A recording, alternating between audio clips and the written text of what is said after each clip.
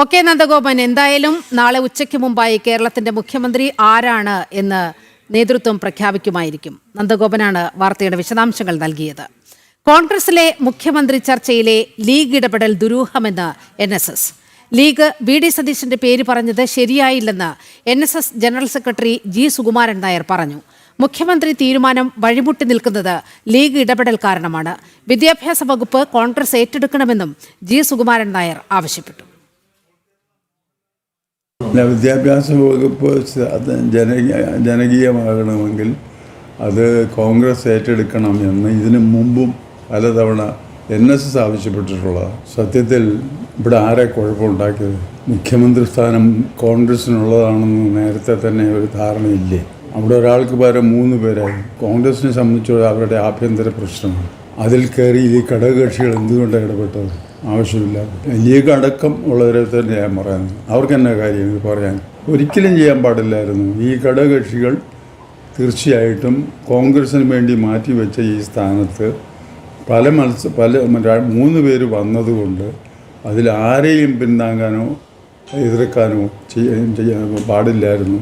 കാരണം ഇവിടെ കോൺഗ്രസിൻ്റെ മുഖ്യമന്ത്രി എടുക്കുന്നത് സംവിധാനം എന്താണെന്നുള്ളത് എല്ലാവർക്കും അറിയാം. കേന്ദ്രമാണ് തീരുമാനിക്കുന്നതെന്നുള്ളത്. അപ്പോൾ ആ കേന്ദ്രത്തിൻ്റെ തീരുമാനം ഇപ്പോൾ വഴിമുട്ടി നിൽക്കുന്നത് ആ പ്രശ്നം കൊണ്ടാണ്. വാർത്തയുടെ വിവരങ്ങളുമായി മിഥുൻ മുരളിയാണ് ചേരുന്നത്. മിഥുൻ, ലീഗിനെ കണക്കറ്റ് വിമർശിച്ചിരിക്കുകയാണ് NSS ജനറൽ സെക്രട്ടറി. ലീഗ് ഇടപെടൽ ദുരൂഹമാണ്. ലീഗിന്റെ ഇടപെടൽ മൂലമാണ് ഈ മുഖ്യമന്ത്രി പ്രഖ്യാപനം നീണ്ടുപോയത് എന്നതടക്കമുള്ള കാര്യങ്ങൾ G. സുകുമാരൻ നായർ പറയുകയാണ്. വിവരങ്ങൾ. ലീഗിനെതിരെ രൂക്ഷ വിമർശനം ഉന്നയിച്ചുകൊണ്ടാണ് മുഖ്യമന്ത്രി ചർച്ചകൾ പുരോഗമിക്കുന്നതിനിടയിൽ NSS രംഗത്തെത്തിയിരിക്കുന്നത്. കോൺഗ്രസിന്റെ ആഭ്യന്തര പ്രശ്നമാണ് മുഖ്യമന്ത്രി ആര് എന്നുള്ളത്. അത് സംബന്ധിച്ചിട്ടുള്ള തീരുമാനം കോൺഗ്രസ് കേന്ദ്ര നേതൃത്വം കൈക്കൊള്ളേണ്ടതാണ്. ഇതിനിടയിൽ പ്രശ്നം ഇത്രയും വഷളാക്കിയത് മുസ്ലിം ലീഗ് ഉൾപ്പെടുന്ന ഘടകകക്ഷികളാണ്. മുസ്ലിം ലീഗിനെ ഉന്നം വെച്ചുകൊണ്ടായിരുന്നു G. സുകുമാരൻ നായരുടെ വിമർശനം മുഴുവൻ. വിഷയത്തിൽ അഭിപ്രായം പറയാൻ ലീഗിന് എന്താണ് കാര്യമെന്ന G. സുകുമാരൻ നായർ ലീഗിനെ രൂക്ഷമായി വിമർശിച്ചുകൊണ്ട് ചോദിക്കുകയാണ്. മുഖ്യമന്ത്രി സ്ഥാനത്തേക്ക് പരിഗണിച്ച 3 പേരിൽ ആരെയും എതിർക്കാനോ പിന്തുണയ്ക്കാനോ പാടില്ലായിരുന്നു. പക്ഷേ മുസ്ലിം ലീഗ് വി ഡി സതീശനെ പിന്തുണയ്ക്കുകയാണ് ഉണ്ടായത്.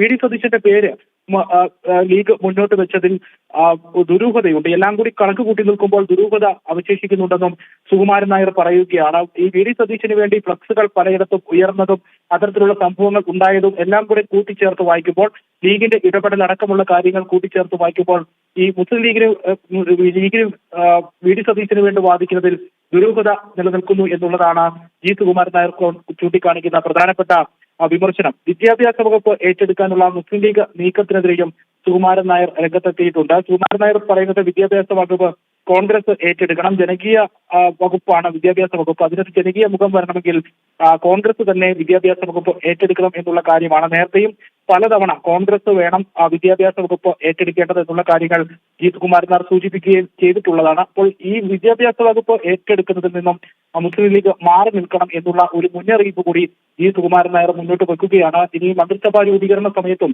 ഈ വിദ്യാഭ്യാസ വകുപ്പിന് വേണ്ടി മുസ്ലിം ലീഗ് കടുംപിടുത്തം പിടിക്കുകയാണെങ്കിൽ അതിനെതിരെ NSS എതിർപ്പ് അറിയിച്ചുകൊണ്ട് രംഗത്തുണ്ടാകും എന്നുള്ള ഒരു സൂചന കൂടിയാണ് G. സുകുമാരൻ നായരുടെ പ്രതികരണത്തിൽ നിന്ന് വ്യക്തമാവുന്നത്. ഇപ്പോൾ തെരഞ്ഞെടുപ്പ് നടത്തിയ UDF-ന് 30 സീറ്റെങ്കിലും നഷ്ടപ്പെടും.